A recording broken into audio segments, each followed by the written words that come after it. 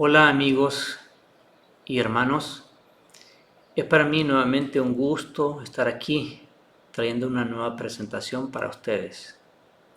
Y si el tema que se presentará hoy es de bendición para usted, por favor apóyenos dándonos un like. Y si no se ha suscrito, por favor hágalo y trate de compartir este material con otras personas. El tema que hemos traído para este momento se titula Regresando a la alimentación del Edén. Vamos a ir directamente a nuestras escrituras y vamos a buscar en 1 de Pedro 4:7,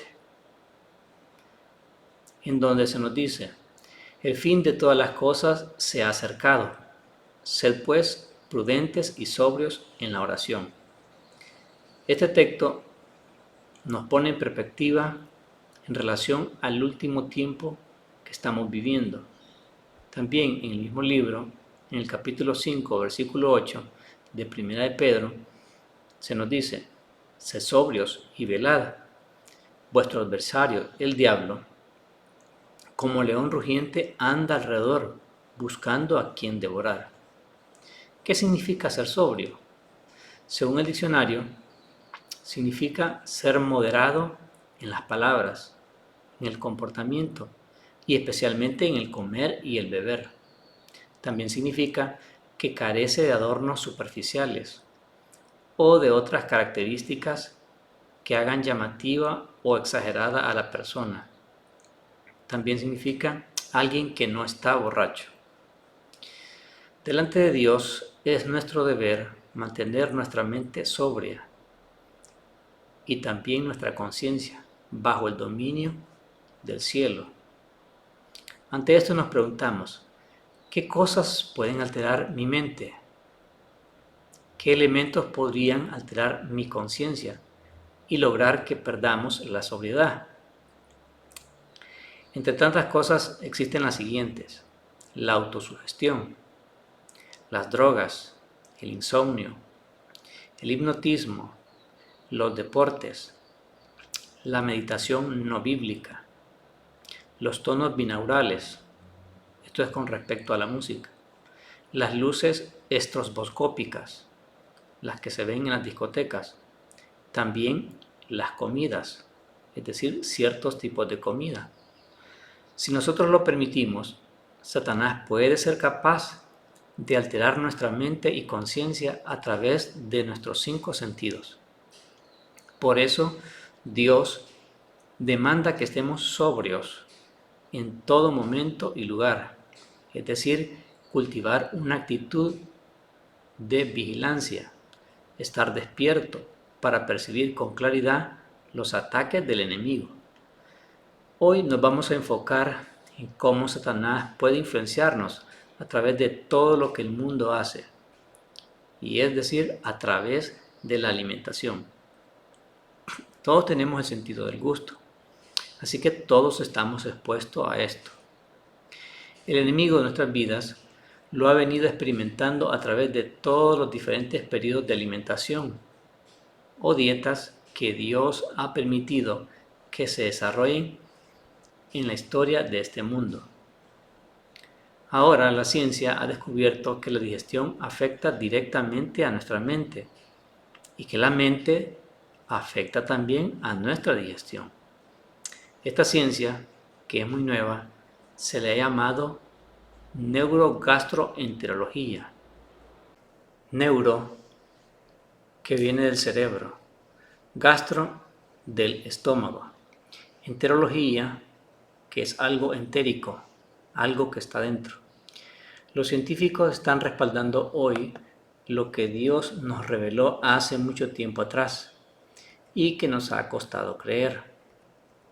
Hoy en día los científicos se están refiriendo al intestino como el segundo cerebro del hombre o sistema nervioso entérico.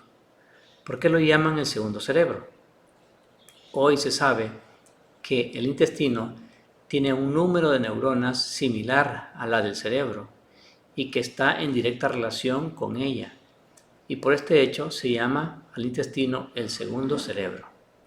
El tubo digestivo está recubierto por unas 100 millones de neuronas, además de otras células especializadas que segregan neurotransmisores que afectan al nivel mental.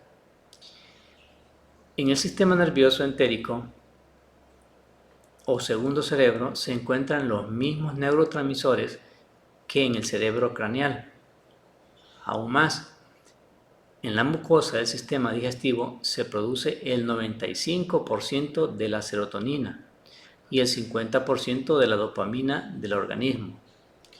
Una de las primeras investigaciones en el Instituto Tecnológico de Massachusetts han confirmado que la química básica de nuestro cerebro es tan sumamente variable que pueden modificarse con la ingestión de un solo alimento. El doctor Deepak Chopra nos dice, un solo alimento es capaz de afectar nuestra mente. Comprendiendo esto, ahora vamos a estudiar las diferentes fases de alimentación por las cuales la humanidad ha atravesado.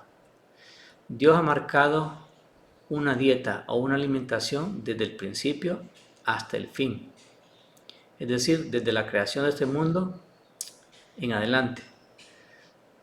Si Dios es nuestro creador, Él conoce la química de nuestro cerebro y aparato digestivo. Él marcó unos periodos para la dieta del hombre a lo largo de la historia, hasta el día de hoy y hasta el día que Jesús regrese a esta tierra, e incluso después de esto. Y vamos a encontrar que nuestra primera alimentación se llama la dieta del Edén. En el libro de Génesis 1, 29, 30 encontramos lo siguiente. Y dijo Dios, miren, les he dado toda planta que da semilla y que está sobre toda la tierra, y todo árbol que da fruto y semilla. Estos les servirán de alimento. Para toda bestia de la tierra, y para todas las aves de los cielos, y para todo lo que está sobre la tierra y que tiene vida, toda planta verde les servirá de alimento.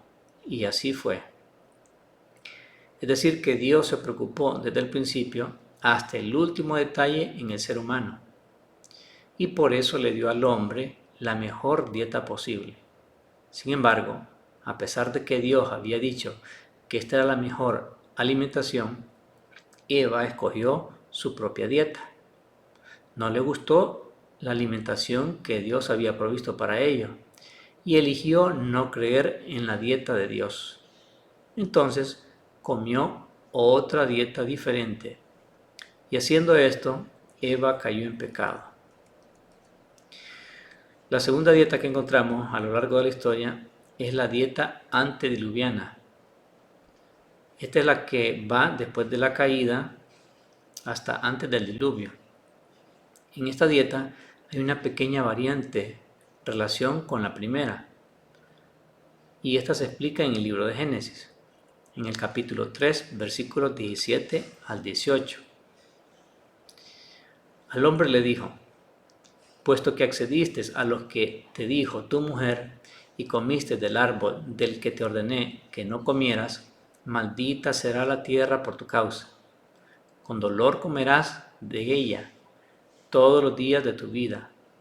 Te producirá espinos y cardos, y comerás hierbas del campo, es decir, plantas del campo, hierbas silvestres. A causa del pecado, Dios tuvo que añadir a la primera dieta cosas que no habían en la primera. Pero a pesar de que era Dios quien había marcado una dieta así, hubo un grupo de personas que no obedecieron la palabra de Dios.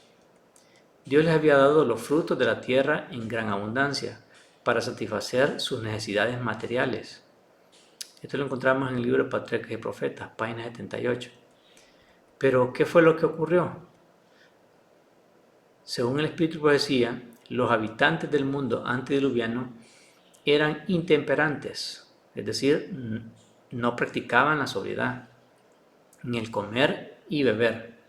Querían tener carne, aunque Dios en ese tiempo no le había dado al hombre permiso para consumir alimentos animales.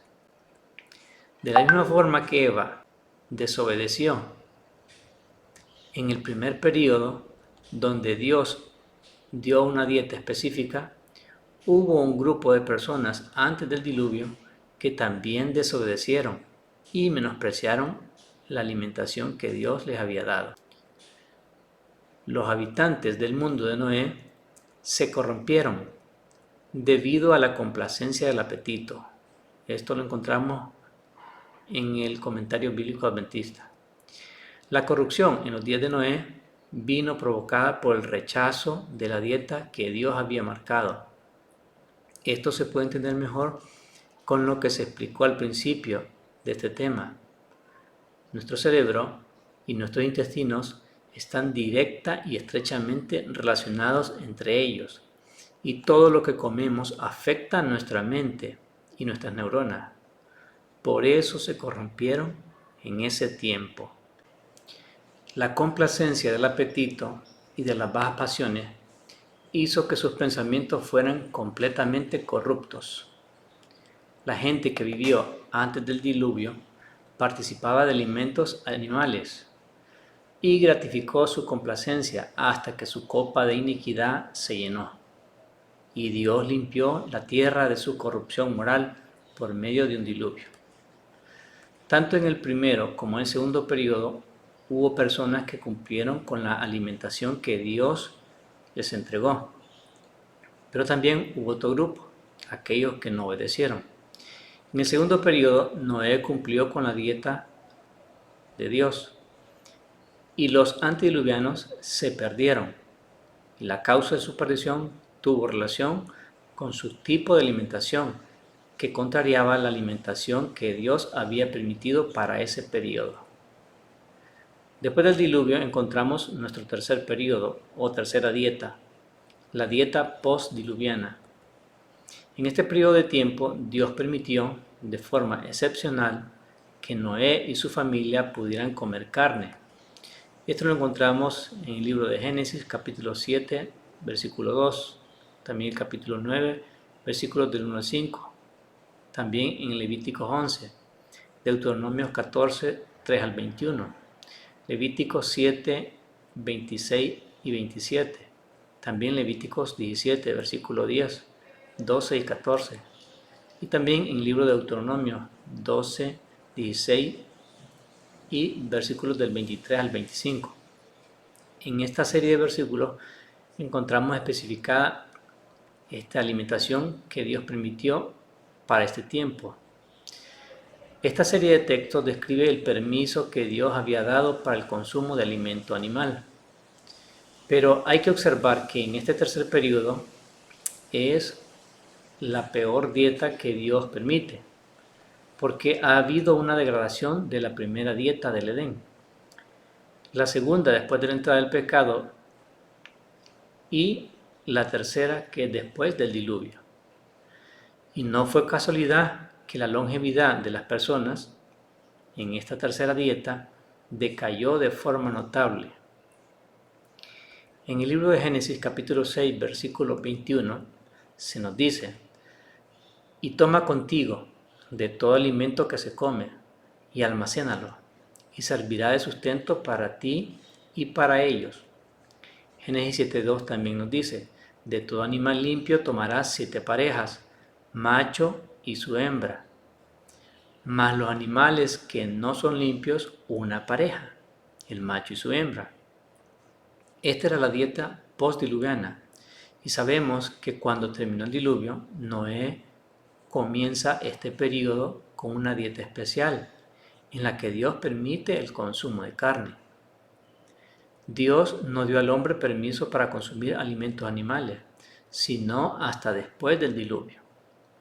Todo aquello a base de lo cual el hombre pudiera subsistir había sido destruido, y por lo tanto el Señor, a causa de la necesidad humana, dio a Noé permiso para comer de los animales limpios que había llevado consigo en el arca. Consejo sobre el régimen alimenticio, página 445.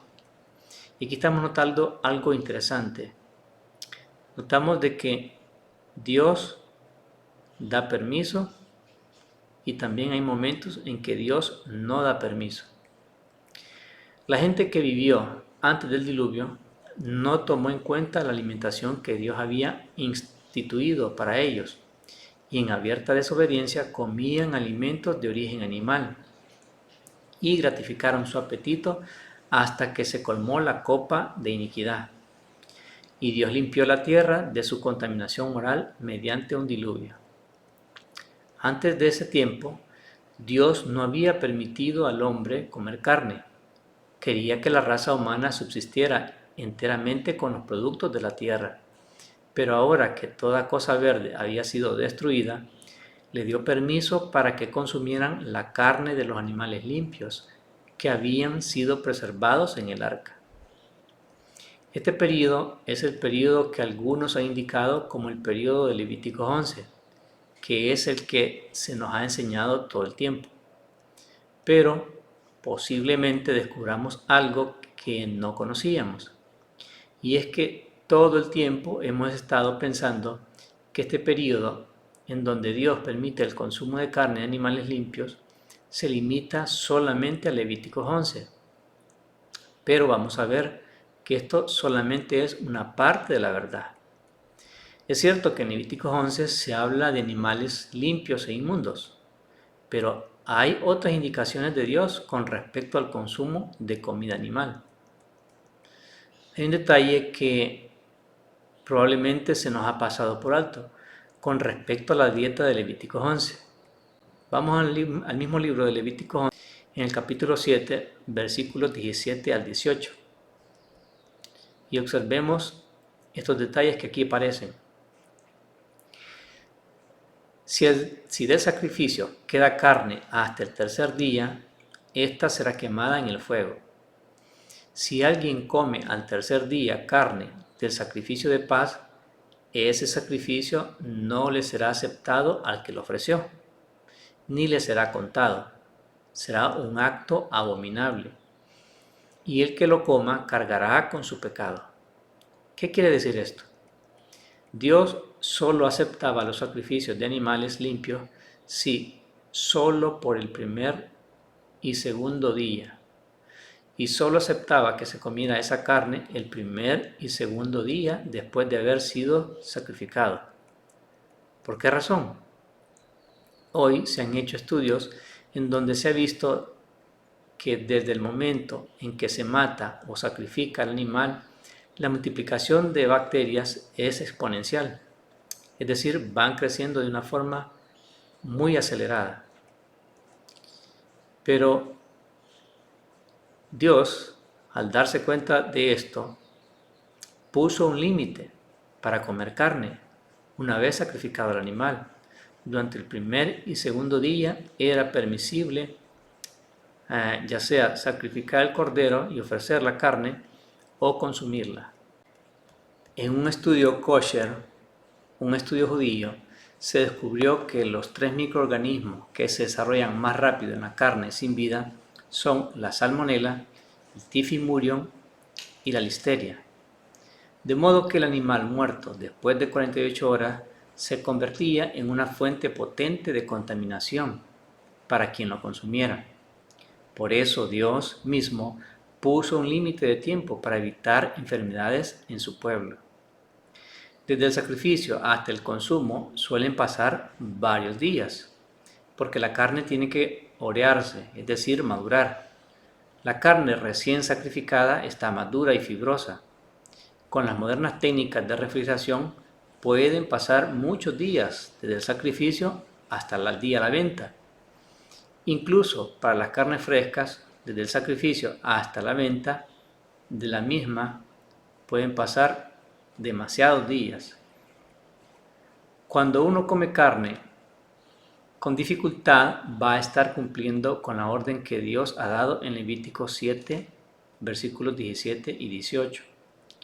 Para que una carne literalmente no se pudra y para que se mantenga un aspecto sano al momento de comprarla, la industria le da un tratamiento de monóxido de carbono, que es un gas incoloro y altamente tóxico. ¿Cuáles son los efectos del monóxido de carbono en la salud humana? Afecta a la salud, interfiriendo en el transporte de oxígeno al corazón, a otros músculos y también al cerebro. Disminuye las funciones neuroconductuales, daños en el sistema nervioso, produce dolor de cabeza, mareos, fatiga, reducción del discernimiento mental, deterioro del juicio, afecta la sobriedad. Si usted no compra en una carnicería kosher, entonces nadie está comiendo según Levítico 7. Entonces tenemos que comer carnes limpias según las normas de Levítico. No solamente tendríamos que tomar en cuenta Levítico 11, sino también Levítico 7, que es comer el primer o segundo día después de que el animal pierde la vida. Y según Levítico, comer carne, aunque sea limpia, después del segundo día, Dios considera esto como algo que Él no acepta. En Levíticos 17, 10 y 13 encontramos otro dato interesante. Se nos dice ahí, Levíticos 17, 10 y 13. Si algún israelita o extranjero que viva entre ustedes come sangre, yo me pondré en contra de él y lo eliminaré de su pueblo. Todo israelita y todo extranjero que viva entre ustedes, que case algún animal o ave que se pueda comer, deberá derramar su sangre y cubrirla con tierra. También en Génesis 9, 3 y 4 se nos da la misma idea. Podéis comer todos los animales y verduras que querráis, yo os lo doy. Pero hay una cosa que no debes comer, carne con su sangre, porque en la sangre está la vida. También en Levíticos 17:14 se nos dice, la vida de toda carne es su sangre. Ahora, hay una siguiente norma dentro del Levítico, que es derramar la sangre. El sacrificio que aparece y se presenta en el libro de Levítico, hoy se llama kosher, que implica cortar el cuello de manera que induzca desangrado rápido y completo, para que la muerte del animal sea lo más rápido posible. Leamos en Levítico 7, 26 y 27. Se nos dice, donde quiera que ustedes vivan, no deben comer ninguna sangre de aves ni de bestias. Cualquiera que coma sangre será eliminado de su pueblo. Para Dios esto es tan importante que si una persona comía carne después del segundo día o comía sangre de un animal que no había sido desangrado, se debía expulsar a tal persona del pueblo. Todo este tiempo que ha pasado, nos hemos ceñido a una lista de animales limpios, pero sin tomar en cuenta las dos pautas complementarias de Levíticos 7 y 17. Cuando no se toma en cuenta todas estas pautas, en realidad uno no está haciendo lo que Dios ha pedido. La dieta postdiluviana está basada en Levíticos 11, 7 y 17. En la Biblia encontramos un caso sin discusión, en donde el pueblo desobedeció estas normas. Es una historia que todos podemos recordar, donde el rey Saúl fue a pelear contra el pueblo enemigo y él dio una orden de que nadie comiera hasta haber derrotado al pueblo enemigo. Cuando el pueblo terminó aquella batalla, estaban cansados y estaban hambrientos. Así que los animales que pudieron obtener del botín del pueblo enemigo, ellos los tomaron y los sacrificaron. Pero ellos no esperaron para que el animal fuera totalmente desangrado. Así que ellos comieron carne con sangre. ¿Y por qué pecó el pueblo entonces? ¿Por comer carnes de animales prohibidos por Dios? De ninguna manera. Ellos comieron carnes limpias. Ellos pecaron por desobedecer la orden de no comer carne con sangre. Ahora, este periodo no está circunscrito solamente a Levítico 11. Está dentro de todo el contexto del libro de Levítico. Después de este periodo viene el cuarto periodo, que es la dieta del maná. Ahora, vamos a notar algo, que hay una secuencia degradante de las dietas. Primero encontramos la dieta del Edén, una dieta óptima. Segundo, encontramos la dieta después del pecado, en donde Dios agregó las plantas comestibles, todavía muy buenas. Pero en la tercera dieta encontramos una dieta en donde Dios permite el consumo de animales limpios. Es decir, venimos de lo mejor y esto va degradándose poco a poco. Ahora, en el cuarto periodo, Dios trata de rescatar a su pueblo de una dieta degradada y hacerles comprender que en realidad Dios no desea que esa alimentación continúe siendo para ellos. En el libro de Éxodo, capítulo 16, versículos 4 y versículos 31, Dios nos dice: Y Jehová dijo a Moisés: He aquí, yo os haré llover pan del cielo, y el pueblo saldrá y recogerá diariamente la porción de un día, para que yo lo pruebe si anda en mi ley o no. Y la casa de Israel lo llamó maná. Dios pudo haber suplido carne tan fácilmente como les proporcionaba maná, pero para su propio bien se les impuso una restricción. Dios se proponía suplirles alimentos más apropiados a sus necesidades que el régimen estimulante al que muchos se habían acostumbrado en Egipto. Su apetito pervertido debía ser corregido y devuelto a una condición más saludable, a fin de que pudieran hallar placer en el alimento que originalmente se proveyó para el hombre. Los frutos de la tierra, que Dios entregó a Adán y a Eva en el Edén. Por este motivo, quedaron los israelitas en gran parte privados de alimentos de origen animal. Esto está en el libro de Patriarcas y Profetas, página 349. Al señalar el alimento para el hombre en el Edén, el Señor demostró cuál era el mejor régimen alimenticio. En la elección que hizo para Israel, enseñó la misma lección. Pregunto, ¿hubo en aquel tiempo personas que no aceptaron la alimentación de Dios? Veamos qué se nos dice en el libro de Números 11:4. Y la gente extranjera que se mezcló con ellos tuvo un vivo deseo. Y aún lloraron los hijos de Israel y dijeron: ¿quién nos diera a comer carne? Estos israelitas se atrevieron a menospreciar a Dios y a su alimentación para ellos. Satanás los tentó para que consideraran esta restricción como cruel e injusta. Nunca aceptaron de buen grado la restricción de tener que alimentarse sin carne. Insistieron tanto en comer carne que Dios les envió carne, y nosotros conocemos cuáles fueron las consecuencias. La ira de Jehová se encendió en el pueblo, y muchos murieron. En Números 11:34 se nos dice que sepultaron a un pueblo codicioso. En el libro de Salmos 78, versículos 17 y 18, se nos dice al respecto: pero aún volvieron a pecar contra él, rebelándose contra el Altísimo en el desierto, pues tentaron a Dios en su corazón, pidiendo comida a su gusto. Preguntamos, ¿en qué consistió el pecado de Israel? En pedir comida a su gusto, en seguir consumiendo comida que Dios quería que abandonaran. Su pecado consistió en ser insubordinados a Dios.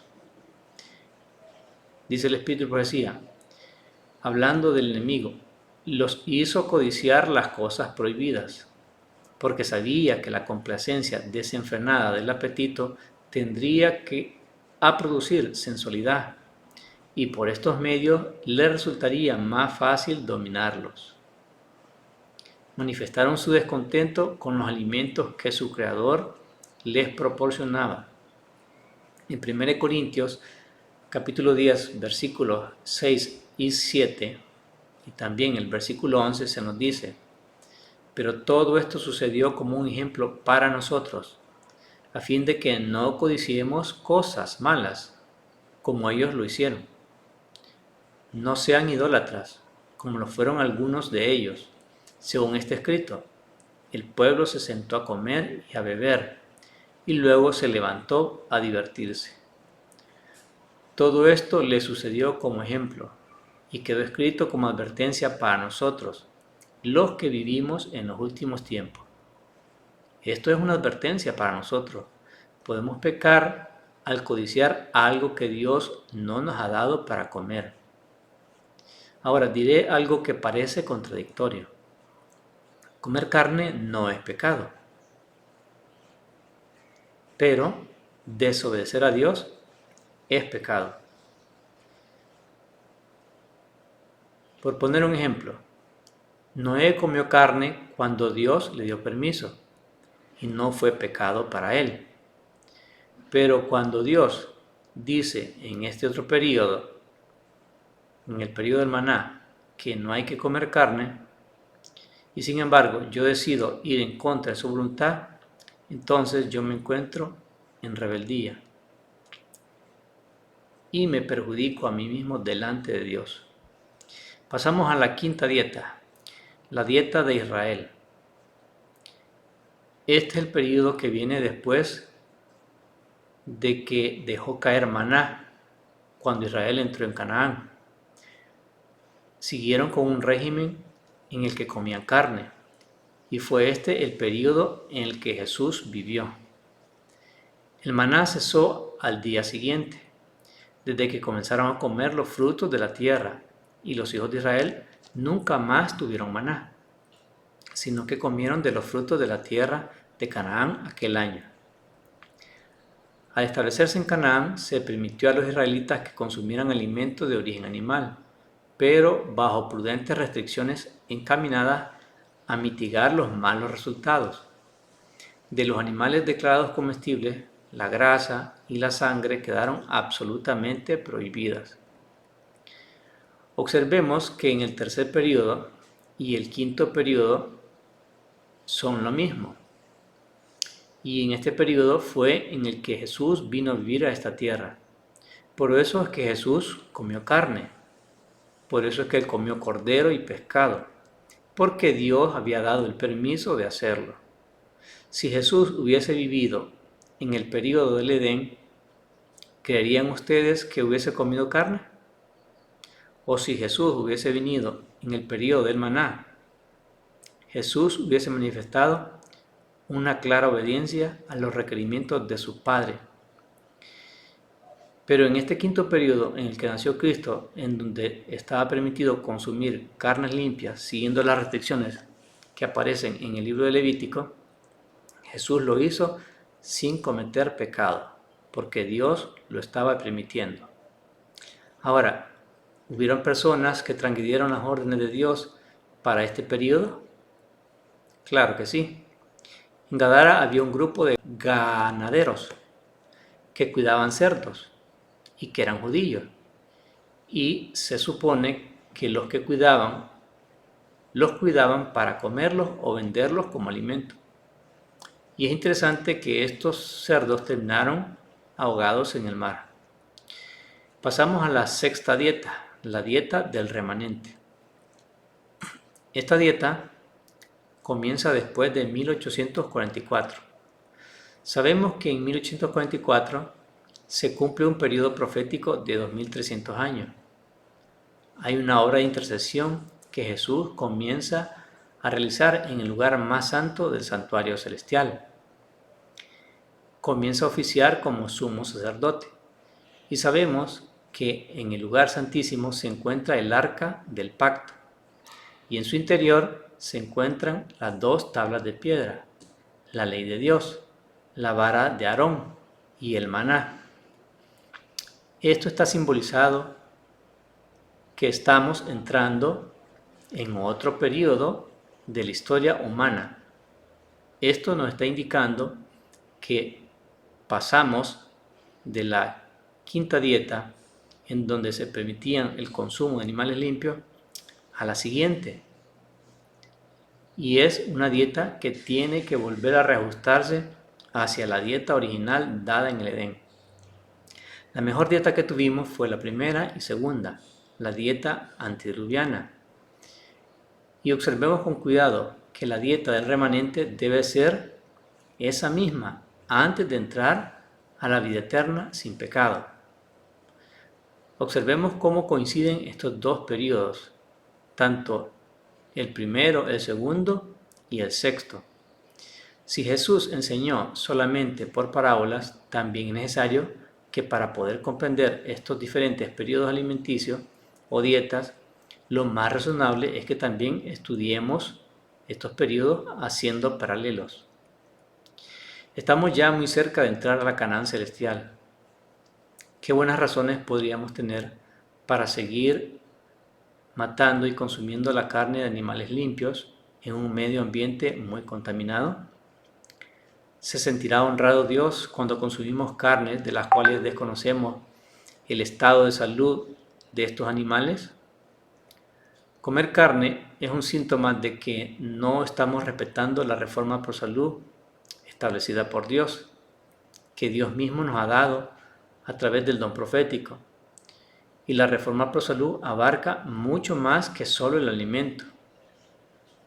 Entendemos que rechazar al mensajero y el mensaje es rechazar a quien inspiró ese mensaje. La reforma pro salud no depende o no pretende que el único asunto a tomar en cuenta sea el consumo de carne, aunque esto es muy importante. La reforma pro salud abarca mucho más cosas que también tienen que ver con nuestra salud, ya sea física, mental y espiritual. El aire, el sol, el descanso, el agua pura, la salud emocional, el ejercicio, la fe y la alimentación, todo esto debe ser practicado con la conducción del Espíritu Santo de Dios. Después de este periodo viene el séptimo periodo y es la dieta que llevaremos en la tierra nueva. La Biblia nos lo dice en el libro de Isaías 65, versículo 21. Edificarán casas y las habitarán, plantarán viñas y comerán las uvas. En Apocalipsis 22, versículo 2 también se nos dice, en medio de la calle de la ciudad y a cada lado del río estaba el árbol de la vida, el cual produce 12 frutos y da su fruto cada mes, y las hojas del árbol eran para la sanidad de las naciones. También en Apocalipsis 2.7 se nos dice, al que venciere le daré a comer del árbol de la vida, el cual está en medio del paraíso de Dios. También en Apocalipsis 22.14 se nos dice, bienaventurados los que lavan sus ropas para tener derecho al árbol de la vida y para entrar por las puertas en la ciudad. Una vez que seamos llevados a la eternidad, se habla de una dieta que es exactamente la misma dieta del primer periodo, cuando el pecado todavía no había entrado a este mundo. En el libro de Génesis se menciona el árbol de la vida. Luego también en Apocalipsis se nos menciona el árbol de la vida en el cielo. Es interesante ver cómo estos diferentes periodos se corresponden. El primero con el séptimo y el cuarto. El segundo con el sexto y el tercero con el quinto. Dios ha establecido pautas en cuanto a alimentación desde el principio hasta el fin y por la eternidad. Cada uno no debe comer lo que quiera. La alimentación no es algo que Él la ha dejado al azar, ni al gusto de cada uno. Y como hijos suyos debemos respetar las pautas de salud. Cuando no obedecemos a Dios, estamos pecando. Según el calendario de Dios, ya no estamos en el periodo Levítico 7, 11 y 17. Estamos viviendo en el sexto periodo. El juicio del diluvio se ejecutó durante el segundo periodo, después de 1844. Estamos viviendo en el tiempo del juicio. Y el periodo de alimentación en el cual estamos hoy, en el calendario de Dios, es el que Dios le mostró a Ellen White en visión de la Reforma Pro Salud y todo lo que esto implica. La Iglesia Adventista se originó después de 1844. Sin embargo, se organizó oficialmente el 21 de mayo de 1863 y 2 semanas después de esto, el 6 de junio, Dios le da la visión sobre la Reforma Pro Salud, con la cual indicaría la alimentación del remanente de Dios. Dios nos entregó todo esto para preparar a un pueblo bien dispuesto para encontrarse con su Redentor. ¿Se esforzaría Dios en darnos una reforma pro salud para luego nosotros olvidarla y tratarla con fría indiferencia? ¿Nos tendría por inocente al menospreciar lo que Dios ha dado con tanto amor? Y queremos dar una nota aclaratoria con respecto a lo que hemos dicho. No pensemos que por observar la reforma pro salud tenemos garantizada la salvación. ¿Quién de ustedes podría pensar que por el hecho de devolver sus diezmos a Dios, Dios está obligado a introducirlos al cielo? Lo mismo aplica a cualquier cosa o consejo o mandamiento que Dios en su amor nos ha dado. Si pensamos que por no robar, no matar, guardar el sábado e inclusive guardar toda la ley o practicar la reforma pro salud en todos sus aspectos, si pensamos que por esto tenemos segura la salvación, entonces estamos pensando en que somos salvos por obras y ciertamente nos perderíamos. Toda nuestra obediencia debe surgir de un corazón agradecido, un corazón que ama a Dios y que contempla a Cristo diariamente y que por fe aceptamos todo lo que Dios nos mande porque le amamos. Y así dejaremos de buscar pretextos para no obedecer. Si el Padre y el Hijo se sacrificaron por mí, ¿por qué no tendré que practicar todo aquello que Él indique o aquello que entrañe sacrificio de mi parte? Lo que Dios espera para este tiempo final es sobriedad, temperancia, equilibrio en todas las cosas. Dios espera que esta sea nuestra condición en el momento del tiempo del fin.